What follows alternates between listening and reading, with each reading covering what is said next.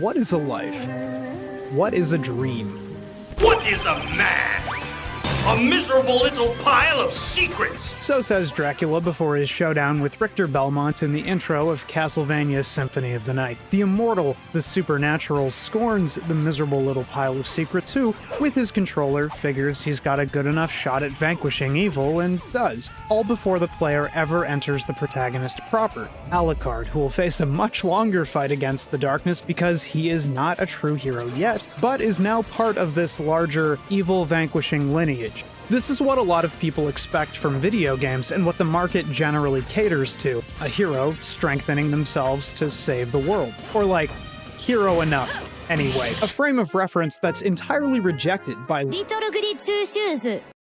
Okay, a game about a miserable little pile of secrets, sure, but also a commoner and a shrew who collects the basic goods needed to keep herself alive long enough to realize her dream, escaping all of this shit and getting the bag. Poor, petty, and selfish. Bro, I'm sweating! Little Goody Two Shoes, a game about a young woman working her days away in a quaint country town.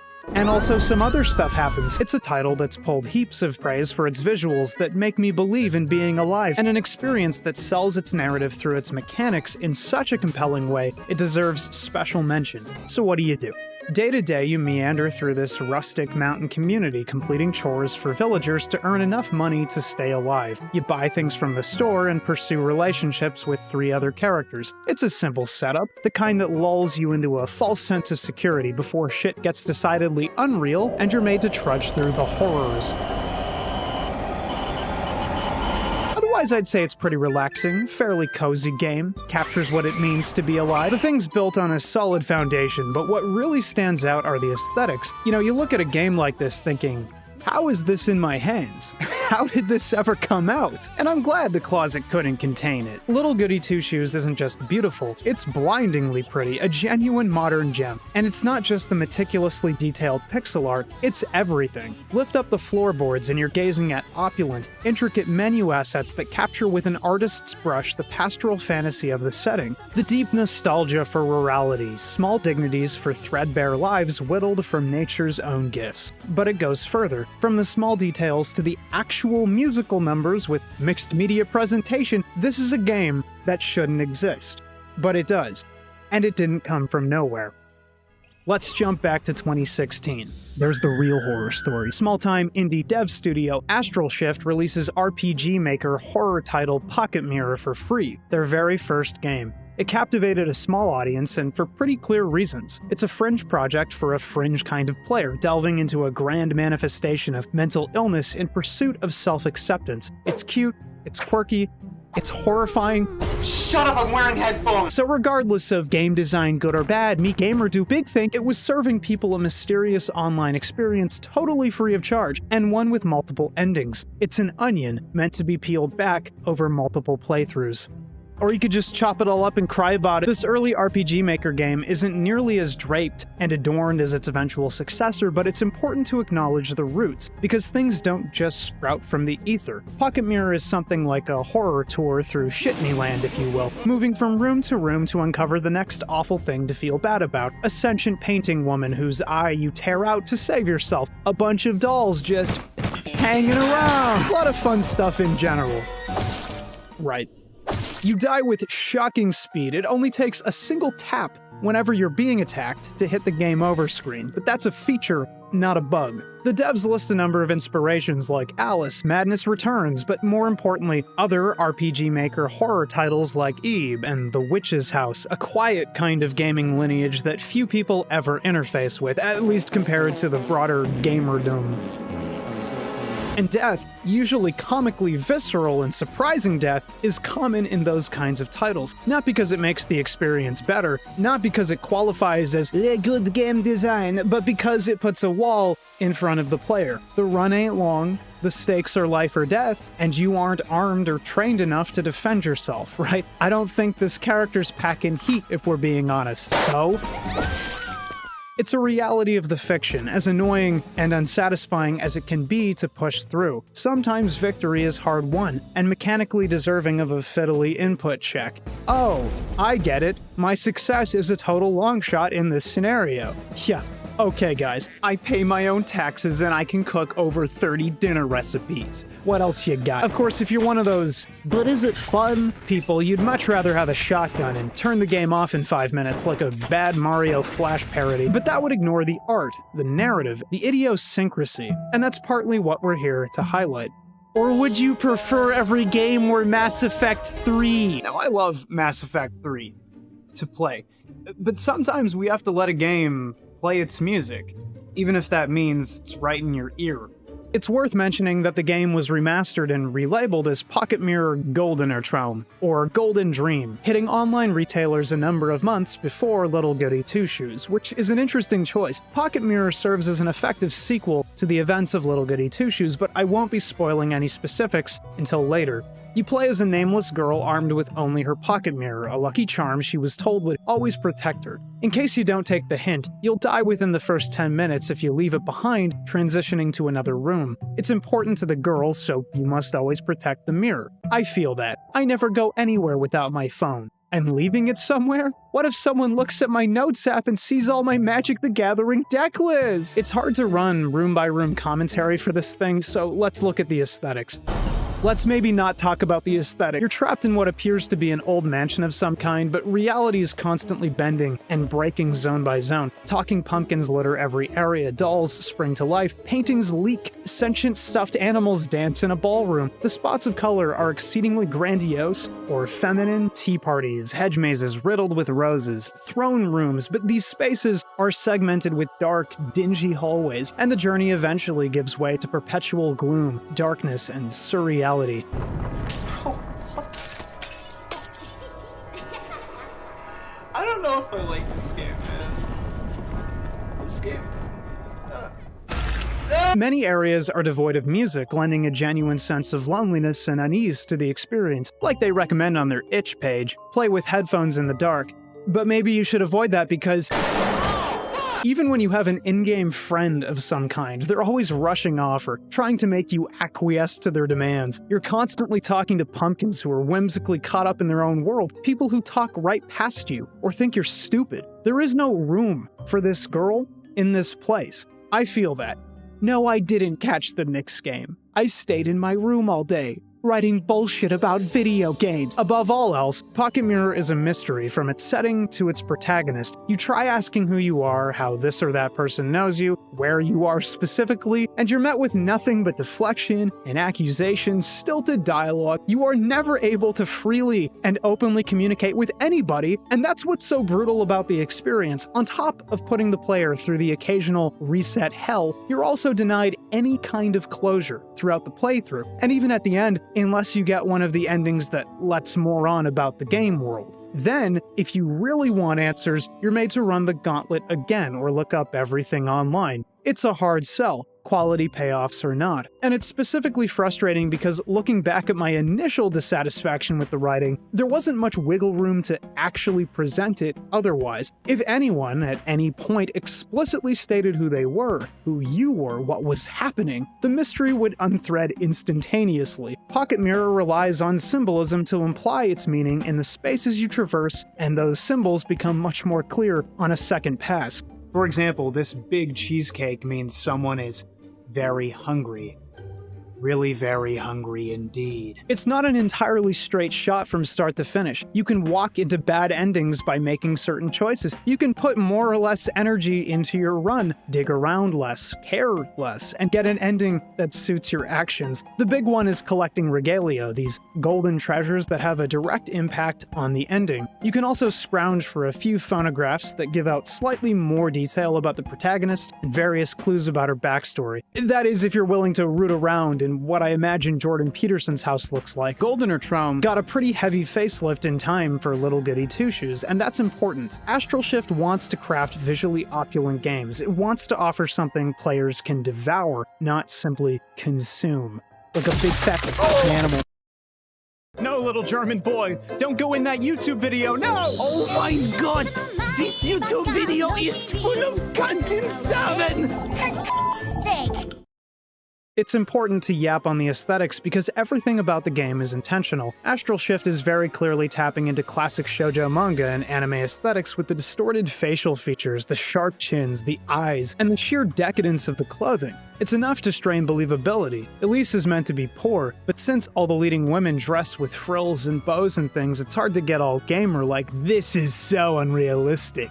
Women can't dress pretty. If I've learned anything doing YouTube, it's that you can serve on a budget. The mixed media aspect and multiple accessed art styles from the various staff members at Astral Shift lend an almost scrapbook feel to the thing, which is more important than you might think. Instead of being incohesive, it makes the thing seem piecemeal, genuine, cobbled together from what the team could muster, which works perfectly for a game about a poor girl in a poor town in the middle of nowhere trying to find worth in her small-time life.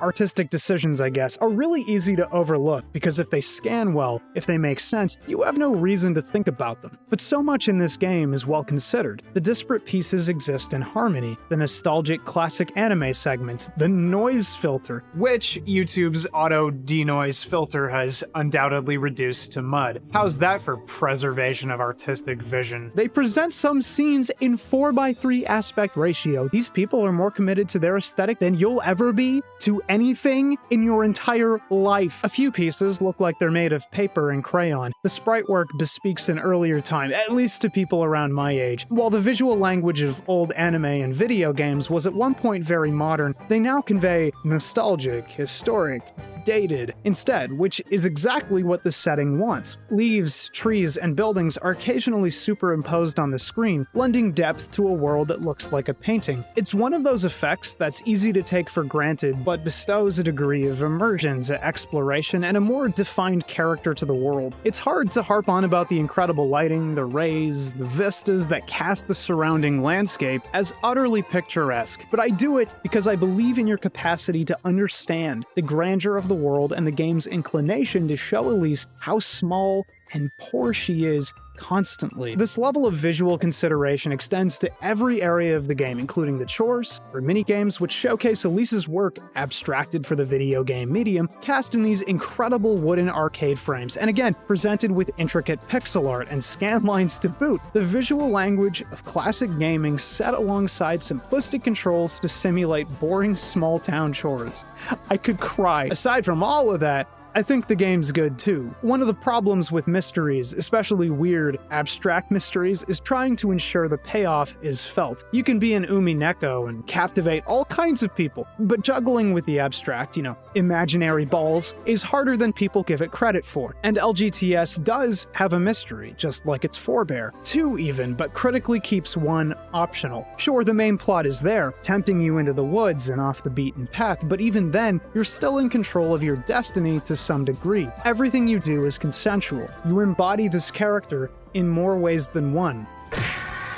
Oh my god, she just like me for real! What really sells Little Goody Two Shoes is its story told through its mechanics. Elise lost her mother at a young age and spends her days as a maid of all work, meaning a general laborer who does whatever she can to keep herself afloat, picking apples, babysitting, etc. Elise's greatest wish is to escape poverty, leave this town, and live in a castle surrounded by wealth and comfort. Oh my god, girl, same! The game introduces this character as kind of mean and selfish. She fantasizes about making the villagers work as her servants, and right after, her home is broken into and she chases down the thief only to find a strange vagrant girl who apparently wants a place to stay. And more, as is later revealed, to guide Elise towards, quote, her destiny, and then probably info dumped about 50 pages of Wikipedia astrology. Elise, thinking with her loneliness instead of her brain, makes the girl clean her home as payment for the break-in. She immediately feels guilty, but the girl sticks around and stays with Elise for the rest of the runtime. We're shown that Elise is impoverished, fairly miserable, but kind to others regardless. And that's probably instinct. When you can't spare much, you can always spare kindness. You have a hunger meter, and you have to keep it above empty to survive. We've seen this before. Minecraft, famously, living in the real world.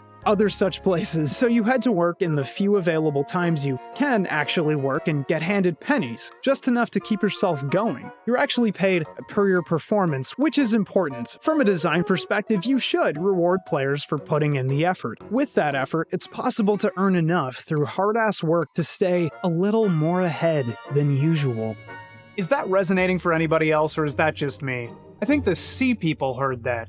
I think extraterrestrial beings from beyond the stars heard that. You can romance certain characters, but you can only romance them at certain times, and it almost always intersects with working hours, meaning you need to put yourself behind or get yourself ahead before you can enjoy leisure time. What it feels like getting a YouTube channel off the ground. Little Goody Two Shoes is a pretty powerful social isolation and poverty simulator. Elise rapidly grew on me because her struggle is something anyone and everyone except the very upper crust should understand. I don't know anyone my age who isn't worried about being able to retire. I barely know anyone with a quality savings account. It doesn't help that we're living through truly historical economic times right now, but things are hard, and mostly always have been. Working hard isn't some magic cure-all. You can't hard work your way out of true poverty, and you can't create more hours in the day, more energy to keep going. We need rest. We need that kind of spiritual healing you can only get from your interests or your loved ones. And so often we're made to sacrifice joy for survival. And it's so powerful because looking around, this world is beautiful.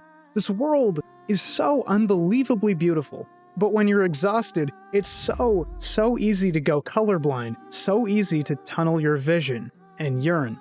You, the player, wear those ruby red shoes for the entire length of the game, and it works so well to tell its story because you're made to experience the exhaustion of fighting to live. But it's deeper than food and money. Strange things happen across Kieferberg day over day. Someone's horses are stolen, then found nearly dead, panicked and exhausted, just outside of town. A windstorm causes some damage, the fountain overflows, and all of these things are blamed on the witch, something malevolent, mysterious, and fictional. A scapegoat for the villagers' misery. The problem is, ignorant people will turn their misery on anyone they can, and that includes Elise, so the player is made to duck suspicion, wrangle an actual suspicion meter by responding in a sensible way to all kinds of scenarios and questions. Unfortunately, the local tattletale Muffy notices Elise living with this strange girl, Rosenmarine, and starts blackmailing you for food at risk of her spreading nasty rumors and raising your suspicion meter. This little is willing to get a sister burnt at the stake for some bread.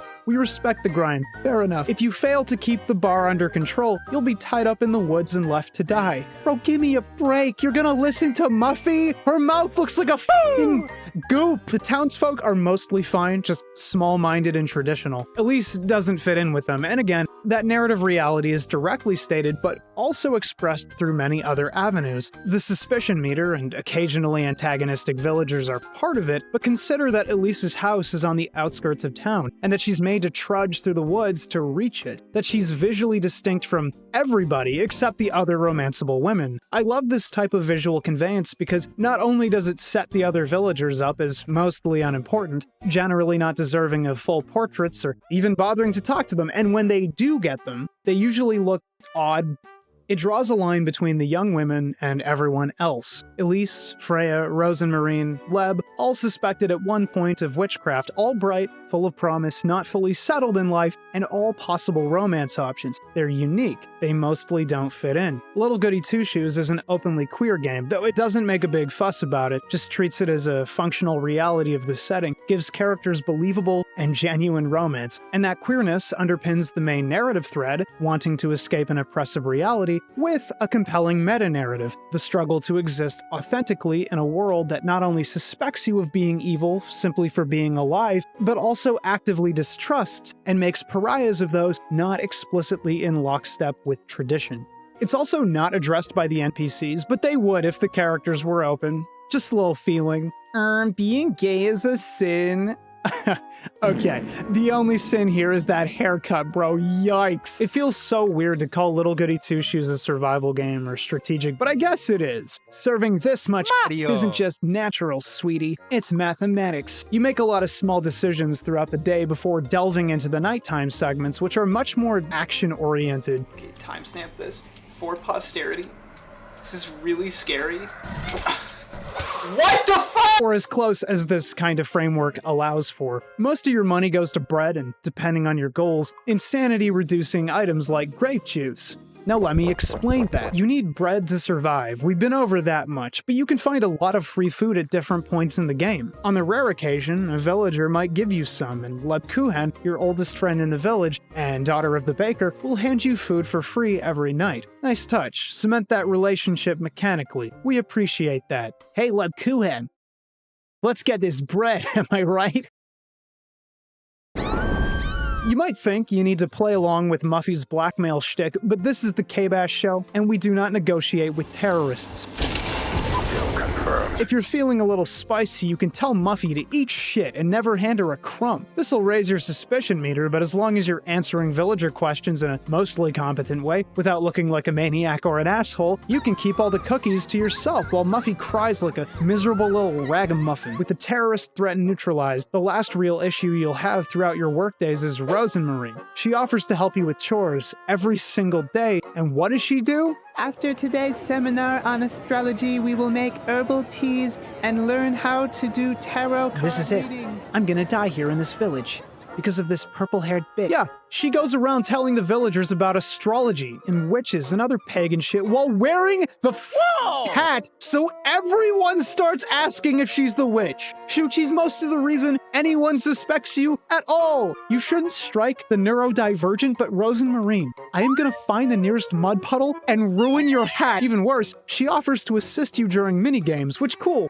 right? You might suck at those off the hop, and she'll save your attempts. Setting aside that you can retry as much as you like, not that you really should worry that much about money in-game, Rosenmarine sucks up 2 bars worth of food on her own! On top of the one you consume for working at all. I think this is supposed to indicate that taking her along means you had to feed yourself, her, and her pet goat Flock, but I like to think it's because she's an unkept, slovenly glutton. Hey, Purple, put down the fork! And her name is clearly Rosenmarine, and the voice actor says Rosenmarine! but every time Elise says it, it's spelled Rosemarine. Maybe it's a carelessness thing. Maybe it's an approximation of a regional dialect. This is a Portuguese dev studio making a Japanese aesthetic video game in the style of a romantic depiction of an Austrian village translated to English. Surely a few things fall between the cracks, but I want to know, and nobody knows. Tell me!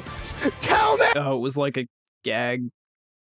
Well, I didn't laugh. Played with mild competence. You don't really need to sweat suspicion, food, or even romance. You only need to woo one girl to unlock more endings, and you've got enough time for that easy. I'm not sure it's even possible to win all their hearts in one go. Why bother? Sure, in Persona 5, the girls all kick the shit out of a cheating main character, but here, they'd probably have to burn you. Twice. Like turbo burn.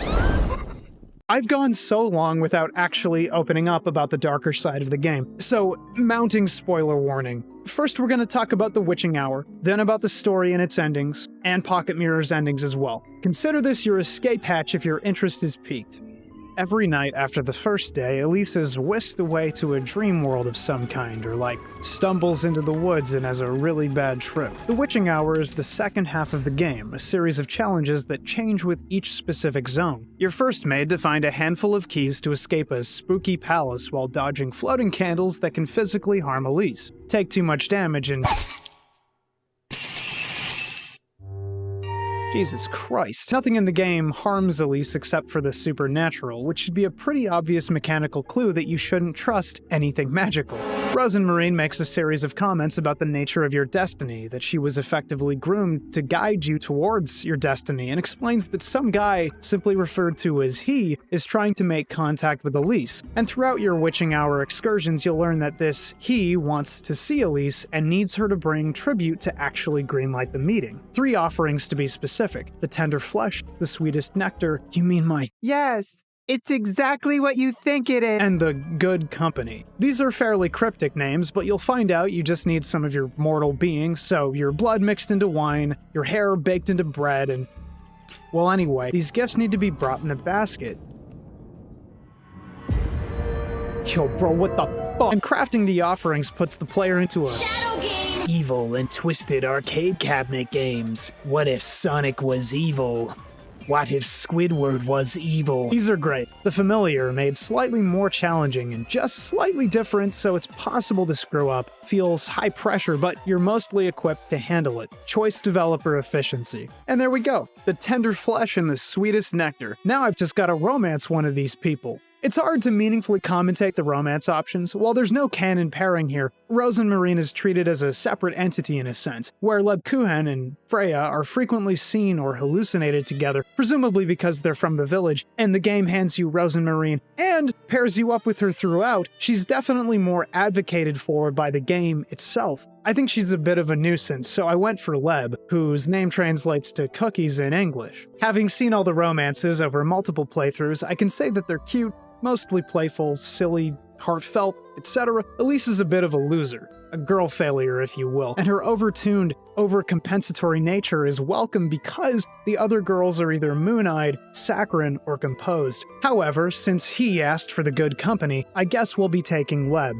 Elise's oldest friend. This mystery is the guiding dramatic force of the game, carrying you through the week to reach the eventual payoff. Who is he? Will he really fulfill Elise's plea to escape all this poverty? Will we be sufficiently surprised by the reveal? These zones are terrifying, painted with eerie, menacing palettes, physically impossible spaces, and even presented as mixed media, incorporating clay and other materials to draw a clear distinction between the visually congruent daytime and the dreamlike witching hour. I think they're going for a maximalist vibe, which is great because, and no offense to the style, maximalism makes me anxious. And I think that's the intention. Most of these segments are dexterity challenges or puzzles, warping your mind with the most insidious, unbearable conundrums.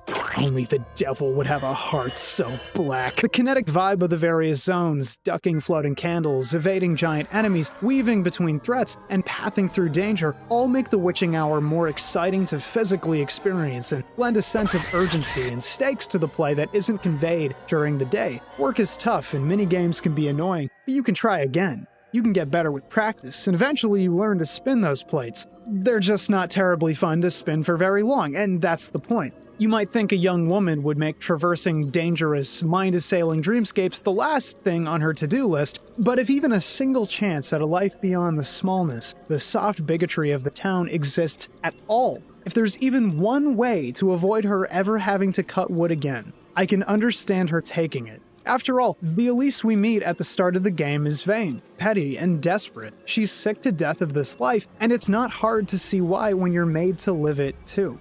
If I get one baby complaint, or like baby acknowledgement, it's that the witching hour segments aren't hard, but can be hard to understand, and in a game that's not, guiding you directly to the end goal in a straight line with incredible shooting mechanics, it can be a harder sell for people used to AAA gaming. I put down the game at least 4 times to either take a breather or look up a solution. It resists binge play in a few ways, sometimes because the mechanics feel primitive. The speed and proximity with which you need to pick up and deposit clusters of moths in this early segment isn't clearly communicated, and if you aren't regularly saving, you're gonna have a bit of a walk back.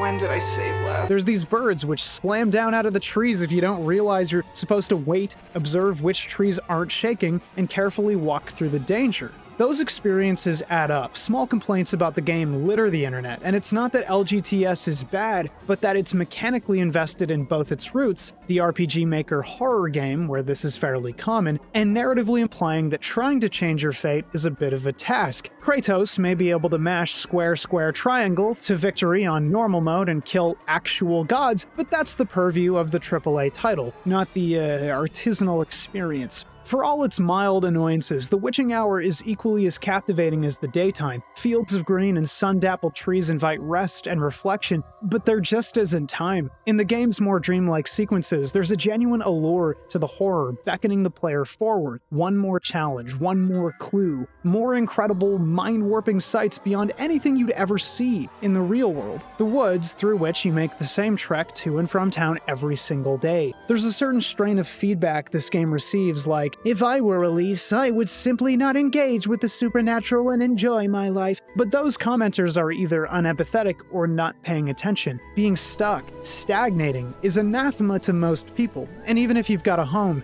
Making the same trips, performing the same chores, eating the same bread every day is enough to make some people go insane, to make some people desperate. It's not hard to imagine Elise going incredible lengths for a shot at happiness. When you're born there, just in the shadow of the sun, so close, but you lost the parental lottery. Yearning becomes second nature. There aren't many boss battle type challenges, the game has no actual combat framework, but you're made to do a couple of interesting encounters like this chase scene. See? It's just Sonic Adventure 2, this game is peak fiction, guys, yo! Arguably, the evil chores qualify as boss encounters as well, but the one I want to highlight happens near the end of the game. You face down this enormous demon and have to actually learn to avoid its different attacks, and after a certain point it'll ask you a question. Failure damages you, and I had to restart the fight 3 times because I got the question wrong every time. This is another little annoyance I have with the game, presumably because of the translation, or maybe just the sheer subtlety of the questions. I found it incredibly easy to guess wrong in all kinds of A or B situations throughout the game, but this one was the worst by far. The best principle, anytime someone asks you a question, is blame yourself first, try to be a good person, and don't come off as aggressive. But the actual linguistic difference between some of these is razor thin, and it's frustrating.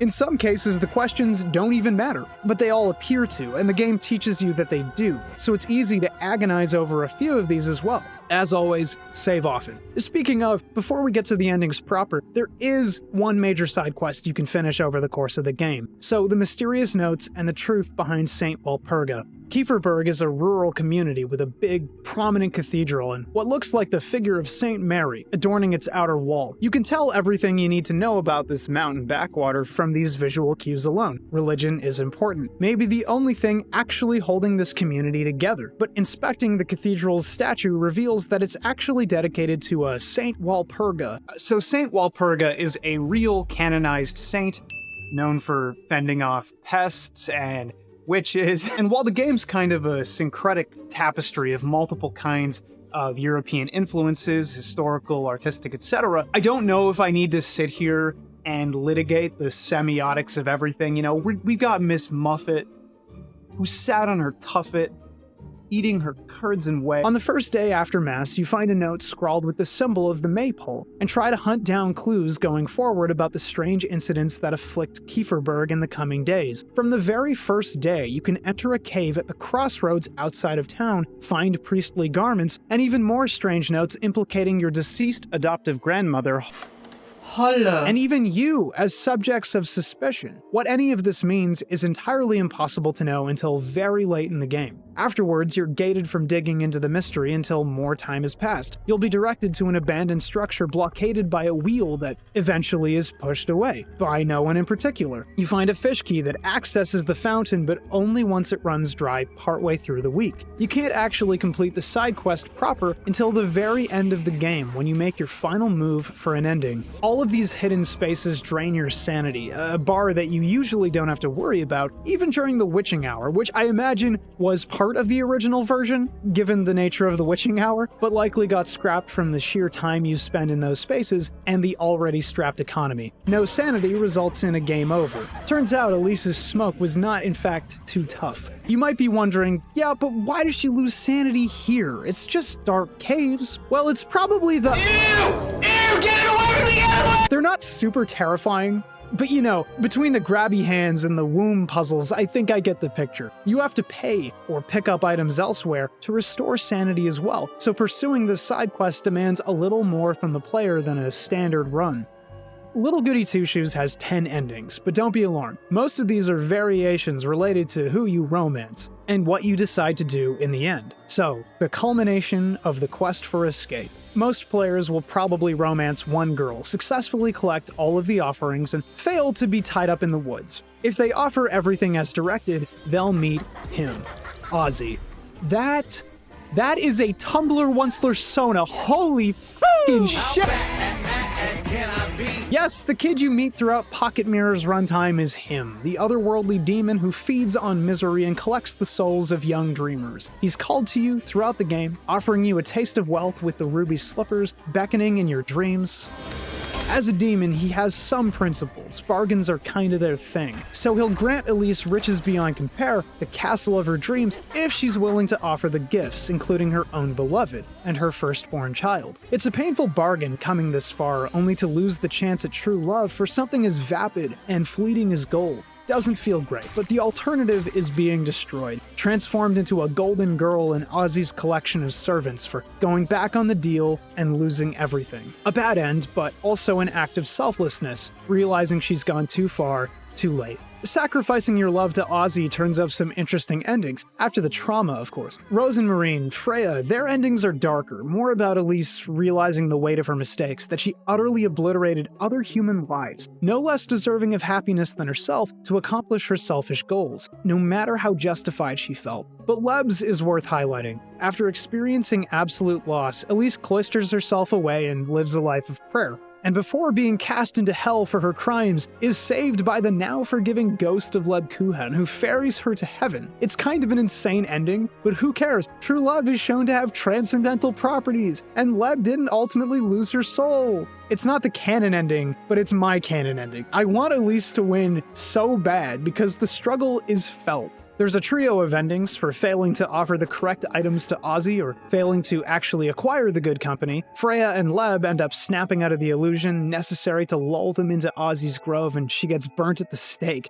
In Rose and Marine's ending, she casts aside any kind of personhood to fulfill the destiny she was apparently groomed for, and merges with Elise as a tree, locked in eternal stasis, returning from whence they, or at least Elise, came. If you paid attention throughout the witching hour segments and followed most of the side quest, you'll learn that Elise was birthed from the forest, birthed from a deer, and granted to Granny Holla as a gift from Ozzy himself, making this a kind of generational struggle against fate. It's also the cherry on top for the game's general critique of, let's say, slavish devotion to the grind. Not only are you unable to actually work hard enough to truly advance, you were an outcast from the beginning. Not a part of that world at the very first breath. She wants to escape because she'll never be seen, at least in town, as anything other than a stranger. For people not keeping up, this is partly why Elise being queer is important to the story. The meta text of not belonging in a place gels very well with someone feeling like they want to escape and going great lengths to escape that situation. We know this because the notes in the caves are written by a character in town who knows a whole lot about what happened with Granny Holla and Elise's sudden appearance. If you avoid the forest and pursue the truth, you'll learn that Father Hans himself is behind the emergence of the witch and all of the misfortune the town undergoes. He dabbles in powers beyond his understanding, trying to grasp at the nature of Saint Walpurga, and in doing so summons her to wreak havoc locally, but also privately to Elise. She appears at this juncture, someone who harasses you throughout the game in both in the woods and in town to finally possess you. It's another bad ending, but at least you learn the truth. I'm glad Ozzy is kept at a distance throughout the game, unlike in Pocket Mirror. I'm not trying to dog on the artist, it just would have been far less menacing if all of that, everything you experienced, was the result of this guy, and you found out after a couple of nights. It could have been anything, a horrifying demon monstrosity. The game has the imagery, it's not a stretch, but instead it's the Onceler. Oh, Ozzy.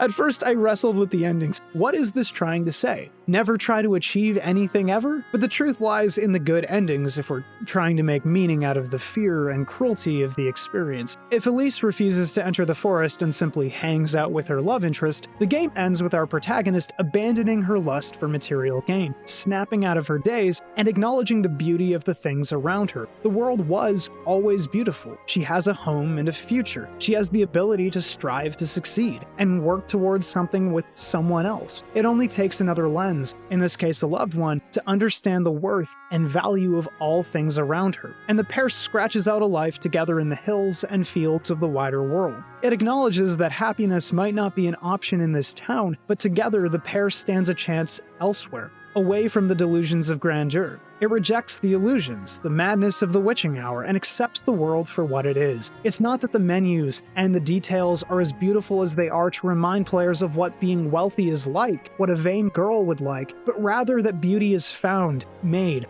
perceived from the gifts of the earth or pieced together in harmony with others. A scrapbook joy known only to the maker.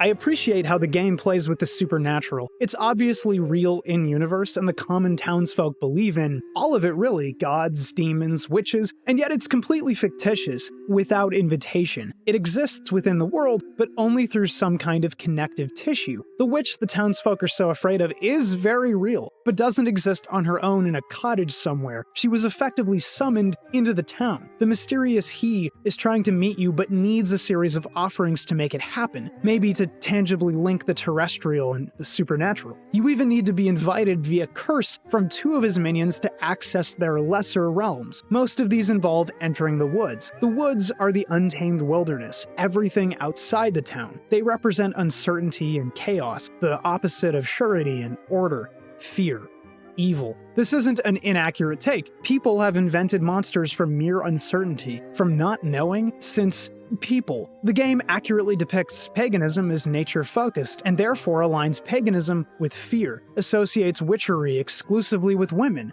gay women, and therefore links nature with womanhood, womanhood with evil, and evil with nature. It's unfortunate because while honest about the species, legitimately true to the human psyche and all of human history, it also seems to imply via its endings that evil is very genuinely found in nature and that other forms of belief outside of strict adherence to faith, and even dreaming beyond your means, leads to devastation and annihilation, which I at first mistakenly thought ran counter to the narrative. But it was an easy trap to fall into. The evil that happens to camp out in nature doesn't just sit there, bro. It goes out of its way to worm into your life, to unsuspectingly and dishonestly form pacts with otherwise innocent people. You can find a number of golden girls in the game, surprisingly more than 4, which is wild because I could have sworn it was just them. They forewarn you about how pursuing your little quest for wealth will go, but I'm just saying none of these broke got a Gucci bag, so legitimately what do they know? Collect them all and you can win a prize.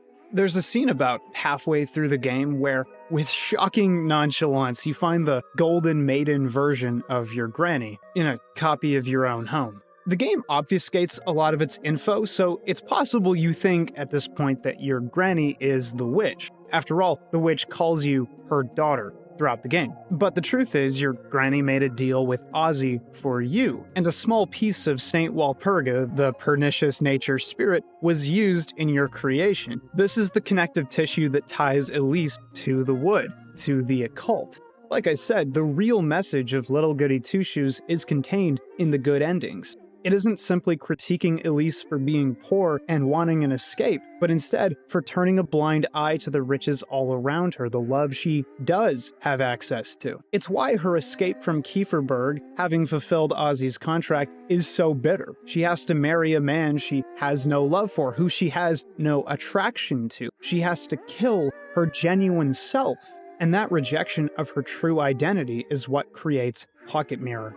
While there's no canon ending, Elise can't have a happy ending without invalidating Pocket Mirror, so it's understood that she goes through with the contract. Pocket Mirror has many endings of its own. Some you stumble across entirely on accident, but like I mentioned, they're mostly reflective of your own actions, investment, etc. My ending was bad. I failed to find the regalia, and Ozzy tortured and killed the various women I met in front of me before taking the protagonist's soul. Truly the bad end. But most people don't get this one. The endings revolve around understanding the premise of the game, and reveal only portions, so to spoil what we learn across multiple endings, you play the game as Goldia, Elise's daughter, who's traversing this impossible dream space because it's a manifestation of her internal strife. In reality, she's locked up in an asylum and suffering with dissociative identity disorder among other things, and cannot remember who she is, hence her confusion meeting all these women who are actually different facets of herself. Her innocence, the more mature personality she was made to assume to cope with abuse from her father, among others. Failing to gather all of the regalia means that Goldia, unable to reconcile with herself, simply creates a new identity, the Immaculate Platinum, who fears nothing because she has no baggage to hold her back. She utterly disassociates from her past self, which is tragic in a sense, but we can understand it as a means of survival.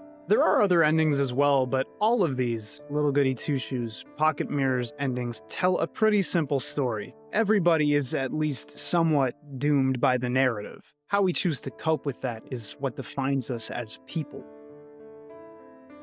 今日からエリーゼお嬢様って呼びなさい Little Goody Two Shoes isn't a purely homegrown piece. It's worth mentioning that while Pocket Mirror laid the foundations, you just don't get this level of aesthetic opulence without funding. And the game was published by Square Enix Collective, where games like Power Wash Simulator came from. This branch of Square was a valuable initiative for picking up specific projects with the intent to let developers develop, without slashing and curtailing and peering over the shoulder the way so many developers negatively describe the money people. Without the Square Collective, the game would very likely be more simplistic, more strapped. Maybe it wouldn't have released at all. I somehow doubt a game centered around queer romance, non-graphic and uncontroversial as it is, would get funding from a typical AAA studio. So much art that ever gets into the hands of people is what was allowed to exist per the people funding it. There's an old Stephen Sondheim interview where he mentions that musicals as they used to be no longer exist because in the past you could shop your project around to investors and get a hit. The man himself did as much with Anthony Larson and Rent. And nowadays, projects are simply too expensive and need to be mega hits or they die, get pulled right off the docket. Artists have it hard,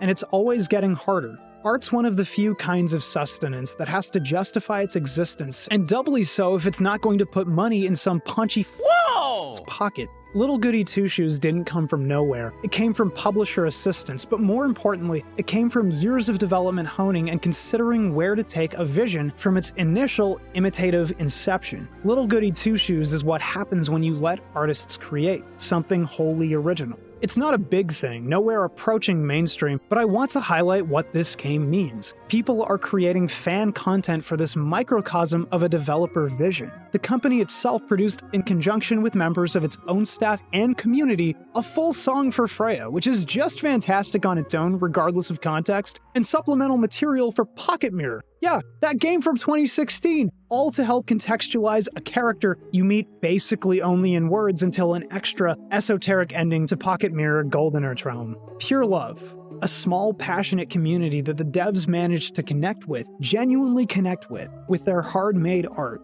Art is messy, and nobody nails it on their first pass. But that unrefined creative thing that somebody might callously cast off as meaningless or cringe or trite or amateur birthed something resonant, impactful, beautiful, and still clearly expressing the creator's unrefined joy. Creatives should always strive for new heights, not trying to one-up themselves every time necessarily, but always aiming to more effectively convey their creative vision. Slam dunk that shit into the soul, and that's what LGTS is to me. You'll see people dog on creatives up and down Reddit, Twitter, Facebook, Discord, any public square because it's easier to shit on someone than uplift them or see possibility in what they can do. It's so easy to cast off than cheer on.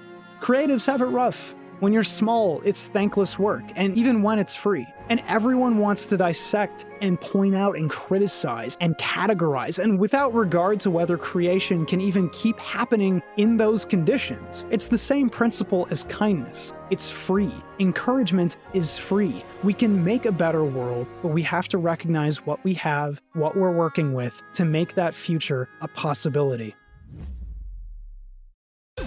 Hey, it's K-Bash. Huge thanks goes out to my $4 patrons. Check them out. Beautiful. And double special thanks goes to my extra generous patrons who are Adam Welsh, Air Pirate Sid, Acropolion, All the Singularities, Alpha 42, Andrew Redacted, Angel Rivera, Anthony, Arshwasser, Azriel, Azura, Aaron, Axinate, Bear Skeleton, Basement Dweller, Bosch 7, Ben M, Beguile, Big Papa Spray, Blake Against the Machine, Wargle Hargle, Blossom Dante, Bohop, Boom Dead, BH Operator, Born in Shadow, Brandon S, Brandon Hesse, British Gooch, Cow, Cakesar, Can I Cuss on Here? C-Dub, Catgirls Are Real, Caesar T, Hero Hero, Cordit, Chris Bromo, Cody Golden, Comfy Moogle, Cookie Bug, Couch Moba, Crashgers, Crater, Chris BJ, Mono 19D, CW Glassworks, Denny Pangos, Danky Stag, Swag, David Castillo, Dara, Dash Granny, Decode, Deadword, Dead, The Strega, Dingus Bat, Doodle Flu, Doug Prince, DJ, Professor K, Dr. Cullen PhD, The Protagonist, Elias, Elpio, Elsa, Emperor Pickle, Empty Tenshi, Excalibur Shines, Nar, Fail Knight, Fozillion, Forte Noir, Super Saiyan, Frog Vorbis, Garen Guaranteed. Gato Nero. Giggle Bites. Glasses Kohai. Glyph Seeker. 9 Cat. Gobo Bobo. Goose 6112. Gray, the darkest black. Gargory. Gucci Plant. Hatsune Miku's Crack House. Archive. Demon. Game and Station. Hermit J.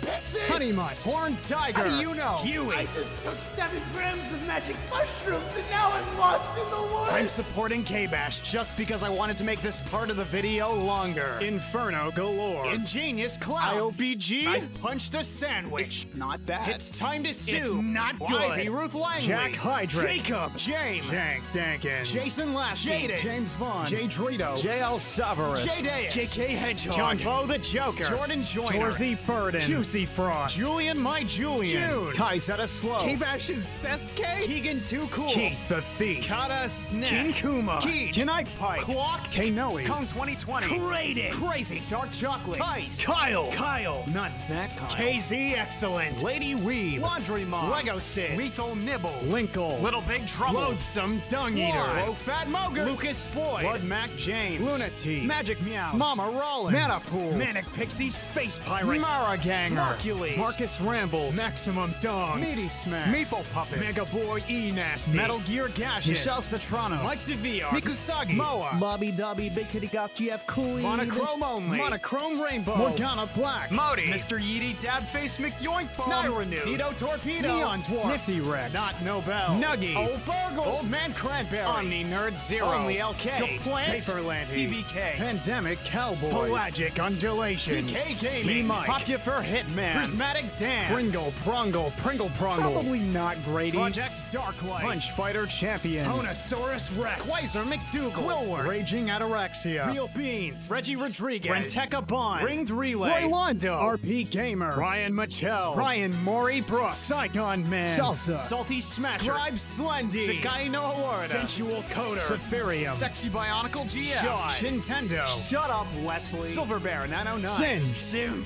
God. Sir Doodles a lot. Sir Newt Newt. Sir Slurps a lot. Skywardly. Sleepy Wabbit. Snart. Small Turtle House. So Zeta Dad. Sock'em Boppers. Suckdolager. Space Lizard. Spider Dad. Squidgid. Squishword. Star Night Sky. Storm Strider and the House of Storm. Streffin Battles. Super Dingus. Super Sandwich Guy. Taya Toxin. George Chubbington. Terrence Swift. The Big Bubby. The Clown Prince of Cringe. The Digital Dutchman. The Good Lord has blessed me. Hallelujah. The Green Loki. The Crispy Boy. The Peacemaker Pyro. The Salt Knight. The Nomad. The Real McCoy. The Toasted One. Big Dick Mystic. Thresh. Rips Heart. Tiggles McGuffin. Tim Lobster. Timid the Writer. Tony Jones, the Legend. Total Play. Travis Edwards. Twiddle Chungus. Ty Guy 9001. Type A Grapefruit. Vid. Vacant Plaza. Valenrist. Venom. Vice Plot. Video Gore. Vic. Joaquin, get right in my bag. Waposa. We are so K-back. Weed Trash. Waylon. Where am I? Help. Widgie. Winter Solstice. Win TV. Wrenchim. Zanny Tanner. Travius. Your boy Flyers. Yero 12. Yashichi. Yay Kundo. Your mom. Winky Face. Zachary Livesey. Zachary Z. Zanasso. Zane the Impure. Zane the Pure. Zed Slayer Gamer. Zero Zalazar. Zenova. Cyberpunk. If you'd like to help support the show, unlock new long-form projects, and help me keep improving, check out my Patreon. We got lots more videos in store. Stay tuned for more. K-Bash out.